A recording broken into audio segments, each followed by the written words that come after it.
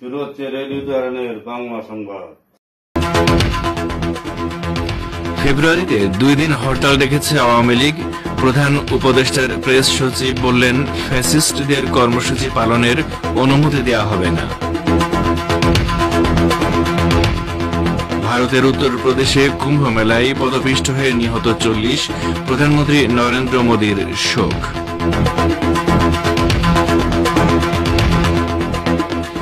এবং হিজবুল্লাহর শক্তির ভয়ে উত্তর ইসরায়েলে ফিরতে চায় না ইহুদিবাদী বসতি স্থাপনকারীরা।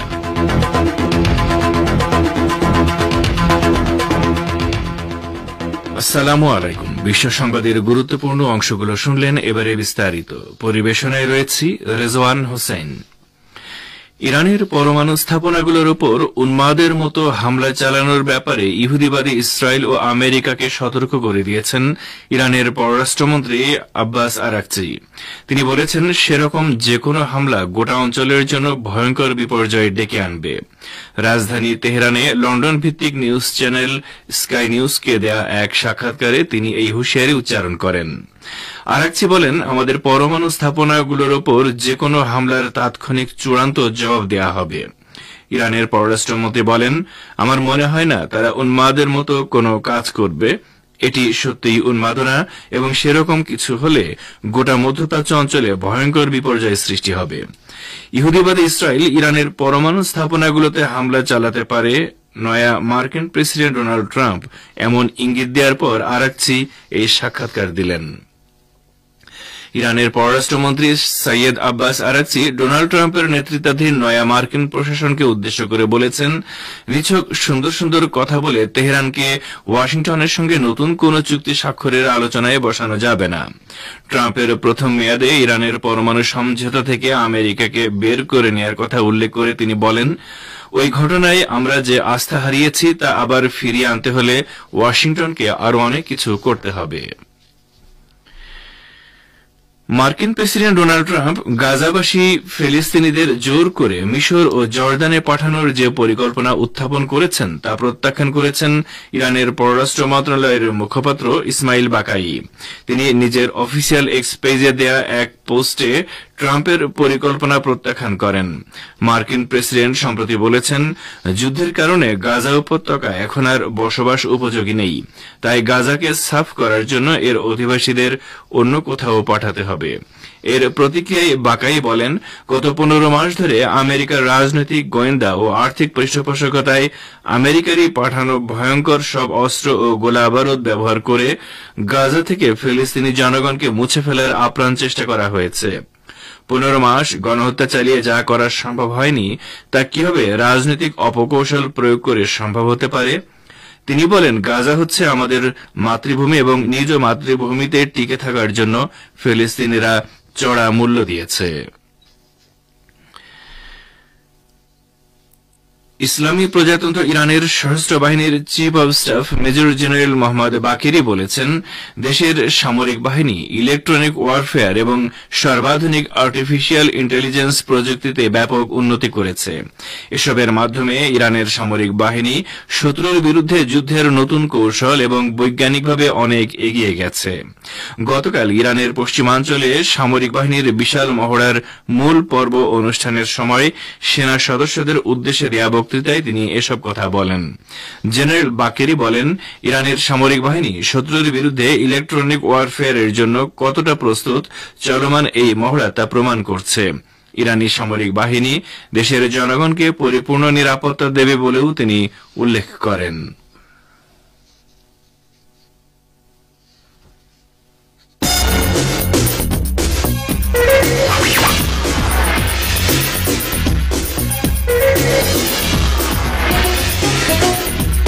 রেডিও তেহরান, খবরের সঙ্গে 24 ঘন্টা। ভিজিট করুন আমাদের ওয়েবসাইট parstoday.ir/dn।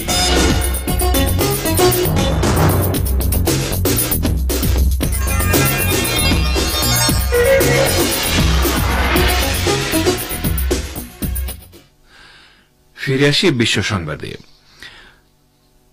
আওয়ামী লীগকে বিক্ষোভের অনুমতি দেয়া হবে না বলে মন্তব্য করেছেন বাংলাদেশের অন্তর্বর্তীকালীন সরকারের প্রধান উপদেষ্টার প্রেস সচিব শফিকুল আলম। আজ তার ভেরিফাইড ফেসবুক অ্যাকাউন্টে দেয়া এক পোস্টে তিনি এই মন্তব্য করেন। প্রেস সচিব লেখেন, আগস্টে দায়িত্ব নেওয়ার পর থেকে অন্তর্বর্তীকালীন সরকার কোনো ন্যায্য বিক্ষোভ বন্ধ বা নিষিদ্ধ করেনি। আমরা সমাবেশ করার স্বাধীনতা এবং সাংগঠনিক কর্মকাণ্ডের স্বাধীনতায় বিশ্বাস করি, কিন্তু আমাদের কি ফ্যাসিস্ট আওয়ামী লীগকে বিক্ষোভ করার সুযোগ দেওয়া উচিত? তিনি বলেন, যতক্ষণ না আওয়ামী লীগ এই গণহত্যা, হত্যাকাণ্ড এবং প্রকাশ্য দুর্নীতির জন্য ক্ষমা না চাইবে ততক্ষণ পর্যন্ত তাদের বিক্ষোভ করার অনুমতি দেওয়া হবে না। এর আগে গতকাল ফেসবুক পেজে এক পোস্টে অন্তর্বর্তীকালীন সরকারের পদত্যাগ ও অপশাসন নির্যাতনের প্রতিবাদে আগামী 16 ফেব্রুয়ারি ও 18 ফেব্রুয়ারি হরতালের ডাক দিয়েছে আওয়ামী লীগ। বিএনপির ভারপ্রাপ্ত চেয়ারম্যান তারেক রহমান বলেছেন, জনগণের আস্থা অর্জন করতে না পারলে আগামীর স্বপ্নের নতুন বাংলাদেশ গড়ে তোলা সম্ভব নয়। প্রশাসন, ব্যাংক, বীমা, আর্থিক প্রতিষ্ঠানগুলো ধ্বংসের মাধ্যমে পতিত স্বৈরাচার দেশকে পেছনের দিকে নিয়ে গিয়েছিল। তারা গালভরা উন্নয়নের গল্প করে দেশকে পরনির্ভরশীল করে তুলেছিল।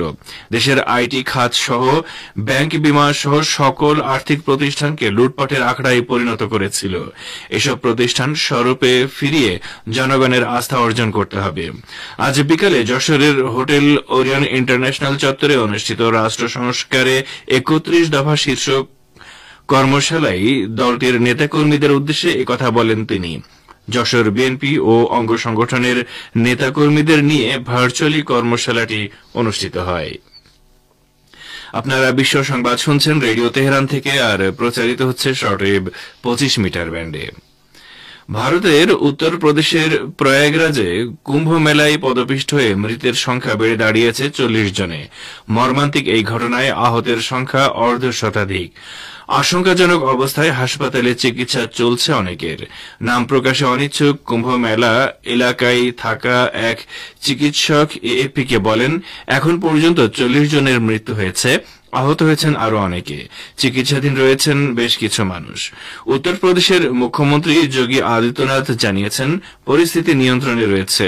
তিনি গুজবে কান না দেওয়ার আবেদন জানিয়েছেন। প্রধানমন্ত্রী নরেন্দ্র মোদী শোক প্রকাশ করে বিবৃতি দিয়েছেন। উত্তরপ্রদেশ সরকার জানিয়েছিল, প্রায় 10 কোটি পুণ্যার্থী মৌনী অমাবস্যার শাহী স্নান সারতে হাজির হতে পারেন কুম্ভ মেলায়। সরকারি তথ্য অনুযায়ী শুধুমাত্র মঙ্গলবারেই 4.8 কোটিরও বেশি ভক্ত স্নান করেছেন। লেবাননের ইসলামী প্রতিরোধ আন্দোলন হিজবুল্লাহর সামরিক শক্তির ভয়ে ইসরায়েলের উত্তরাঞ্চলের ইহুদি বসতি স্থাপনকারীরা সেখানে ফিরে আসতে অস্বীকৃতি জানাচ্ছে। তারা আশঙ্কা করছে, হিজবুল্লাহর সাথে ইসরায়েলের নতুন করে সংঘর্ষ শুরু হলে আবার তারা বিপদের মুখে পড়বে। হিজবুল্লাহর সফল সামরিক অভিযানের কারণে বসতি স্থাপনকারীদের মধ্যে অনিশ্চয়তা বেড়ে যাওয়ার বিষয়টি গতকাল ইসরায়েলি গণমাধ্যম তুলে ধরেছে। ইহুদিবাদী ইসরায়েলের আগ্রাসনের শুরু থেকেই হিজবুল্লাহর যোদ্ধারা ক্ষেপণাস্ত্র, রকেট এবং ড্রোন হামলা চালিয়ে প্রতিরোধ গড়ে তোলে এবং এতে ইসরায়েলের উত্তরাঞ্চলে অনেক বসতিতে ব্যাপক ক্ষয়ক্ষতি হয়েছে। ফলে লাখ লাখ ইসরায়েলি ঘরবাড়ি ছেড়ে চলে যায়। এখন বসতি স্থাপনকারীদের ফিরে আসা নিশ্চিত করতে দখলদার সরকারকে জোর প্রচেষ্টা চালাতে হচ্ছে। তবে চলে যাওয়া ইসরায়েলিরা বলছে, হিজবুল্লাহর ক্রমবর্ধমান শক্তি দেখে তারা ভীত। আন্তর্জাতিক সম্প্রদায় ও সিরিয়ার নয়া সরকারের নীরবতার সুযোগে ইসরায়েলি সেনাবাহিনী সিরিয়ার ভূখণ্ডে নতুন সরঞ্জাম মোতায়েন করেছে। সিরিয়া সীমান্তে দখলীকৃত ভূখণ্ডে প্রতিষ্ঠিত ঘাঁটিতে এসব সরঞ্জাম আনা হয়েছে। ইসরায়েলি যুদ্ধমন্ত্রী ইসরায়েল কাটস অধিকৃত গোলানের জাবাল আর শেখ অঞ্চল পরিদর্শনের সময় জোর দিয়ে বলেছেন, নতুন করে সিরিয়ার যে অঞ্চল তাদের দখলে এসেছে তা থেকে ইসরায়েলি সেনাবাহিনী সরে যাবে না, বরং সিরিয়ায় তাদের অবস্থান আরও শক্তিশালী করবে। পার্স টুডে জানিয়েছে, ইসরায়েলি যুদ্ধমন্ত্রীর দেওয়া ভাষ্য মতে অধিকৃত গোলান মালভূমি এবং উত্তরাঞ্চলের নিরাপত্তা নিশ্চিত করার জন্য তাদের সেনাবাহিনী নতুন দখলীকৃত এলাকাগুলো দৃঢ়তার সঙ্গে রক্ষা করবে। সিরিয়ার ভূখণ্ড দখলে রাখার বিষয়ে ইসরায়েলি ঘোষণা আসার পরও মানবাধিকারের দাবিদার পশ্চিমা দেশগুলো এখনও এই গুরুত্বপূর্ণ বিষয়ে কোনো প্রতিক্রিয়া জানায়নি। উত্তর কোরিয়ার নেতা কিম জং উন হুঁশিয়ারি উচ্চারণ করে বলেছেন, তার দেশের পরমাণু কর্মসূচি লাগামহীনভাবে চলতে থাকবে। তিনি আজ পিয়ংইয়ং এ এক বক্তব্যে এই হুঁশিয়ারি উচ্চারণ করেন বলে রাষ্ট্রীয় বার্তা সংস্থা KCNA জানিয়েছে। শত্রুভাবাপন্ন দেশগুলোর সঙ্গে উত্তর কোরিয়ার সংঘাত অনিবার্য উল্লেখ করে কিম বলেন, 2025 সাল হবে তার দেশের পারমাণবিক বাহিনীর জন্য একটি গুরুত্বপূর্ণ বছর। উত্তর কোরিয়ার নেতা বলেন, অনির্দিষ্টকালের জন্য এবং লাগামহীনভাবে আমাদেরকে পারমাণবিক হুমকি মোকাবেলার দক্ষতা অর্জন করতে হবে। এটিকে তিনি তার দেশের অটল রাজনৈতিক ও সামরিক অবস্থান এবং অলঙ্ঘনীয় মহৎ দায়িত্ব বলে উল্লেখ করেন। মার্কিন প্রেসিডেন্ট ডোনাল্ড ট্রাম্প উত্তর কোরিয়ার সঙ্গে আবার কূটনৈতিক আলোচনা শুরু করার আগ্রহ প্রকাশ করার কয়েকদিনের মাথায় কিম জং উন এই হুঁশিয়ারি দিলেন।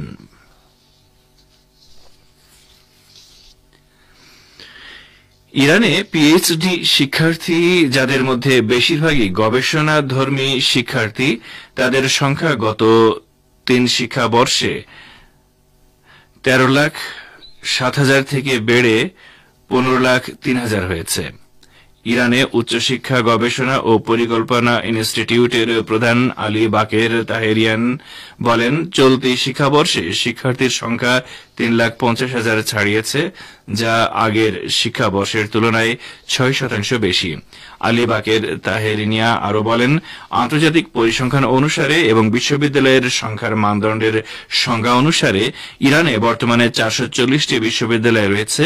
এর মধ্যে এমন বেসরকারি ও অলাভজনক প্রতিষ্ঠানও অন্তর্ভুক্ত রয়েছে যেগুলো প্রতিষ্ঠান হওয়ার কারণে তাদের কাঠামোগত স্বাধীনতা রয়েছে এবং এগুলো কেন্দ্রীয় বিশ্ববিদ্যালয়ের অধীনস্থ ইউনিট নয়। তাহেরিনিয়া বলেন, উচ্চশিক্ষা গবেষণা ও পরিকল্পনা ইনস্টিটিউটের তথ্যের ভিত্তিতে বিশ্ববিদ্যালয়ের সংখ্যার দিক থেকে ইরান বিশ্বে 11তম স্থানে রয়েছে। আর এরই সাথে শেষ করছি রেডিও তেহরান থেকে আপাতত বিশ্ব সংবাদ।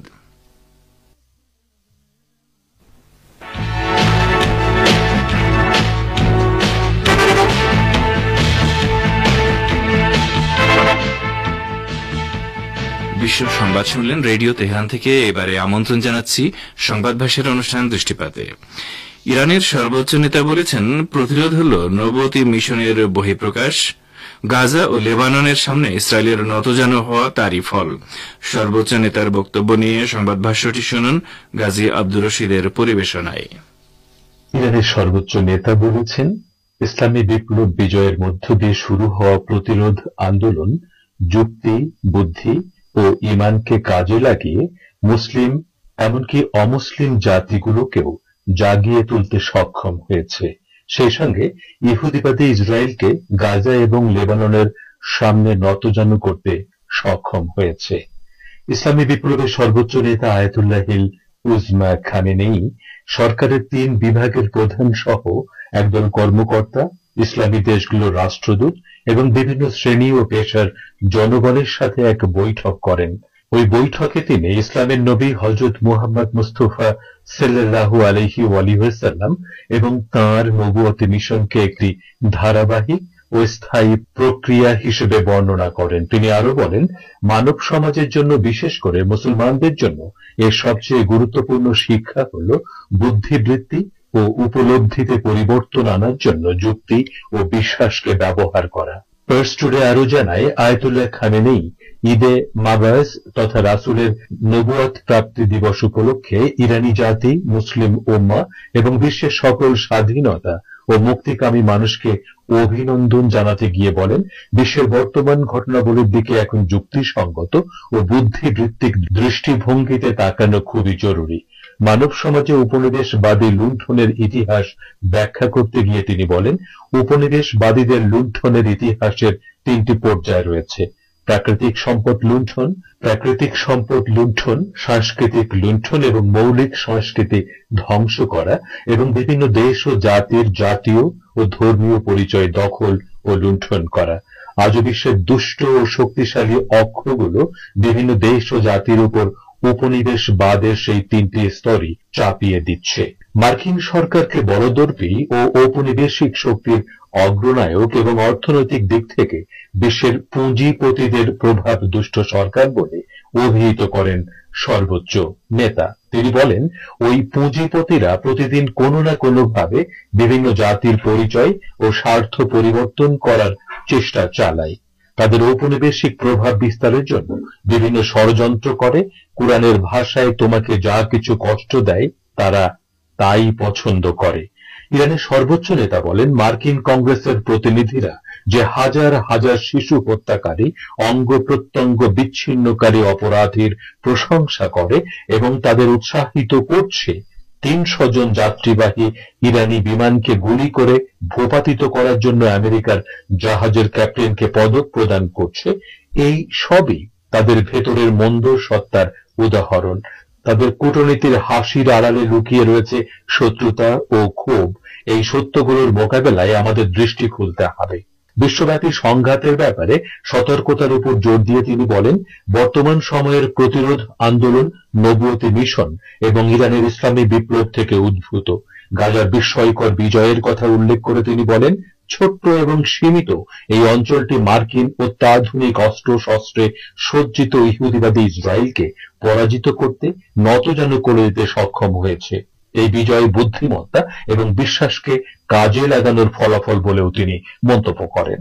ইসলামী বিপ্লবের সর্বোচ্চ নেতা শহীদ নাসরুল্লাহর মৃত্যু সত্ত্বেও হিজবুল্লাহর রুখে দাঁড়ানোর ঘটনাকে বর্তমান যুগে প্রতিরোধের উজ্জ্বল প্রকাশের আরেকটি উদাহরণ হিসেবে বর্ণনা করেন। তিনি বলেন, লেবাননের হিজবুল্লাহ দেখিয়ে দিয়েছে তারা শেষ হয়ে যায়নি, বরং কোনো কোনো ক্ষেত্রে আরো বেশি প্রেরণা ও উদ্দীপনা নিয়ে ইহুদিবাদী ইসরায়েলের বিরুদ্ধে রুখে দাঁড়িয়েছে।